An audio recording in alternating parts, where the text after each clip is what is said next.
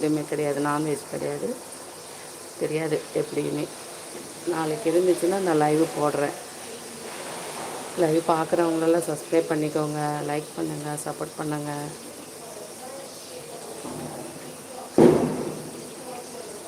இது வந்து தந்தூரி சிக்கன் வந்து ரொம்ப ஈஸி தான். இது வந்து நம்ம பண்ணுறது, சிக்கன் வாங்கிட்டு இந்த மாதிரி பிரெஸ்ட் பீஸ் வாங்கிட்டு நல்லா லெமனை வந்து நல்லா க்ளீன் பண்ணதுக்கப்புறம் கொஞ்சம் தண்ணியில் வந்து இது போட்டுட்டு ஒரு லெமன் பிழிஞ்சு ஊற வச்சிட்டோன்னா அந்த சிக்கன் வந்து ரொம்ப சாஃப்ட் ஆகிடும். அதுக்கப்புறம் வந்து நம்ம அந்த தண்ணியிலேருந்து எடுத்துகிட்டு தண்ணி இல்லாமல் எடுத்துகிட்டு அதுக்கப்புறம் தயிரும், red chilli powder, Kashmiri chilli powder, garam masala, jeera powder, அப்புறம் வந்து பெப்பர் பவுடர், தனியாத்தூள், கொத்தமல்லி, பச்சை மிளகாய், கொத்தமல்லி, இஞ்சி பூண்டு எல்லாமே வந்து மிக்சியில் அரைச்சிக்கணும்.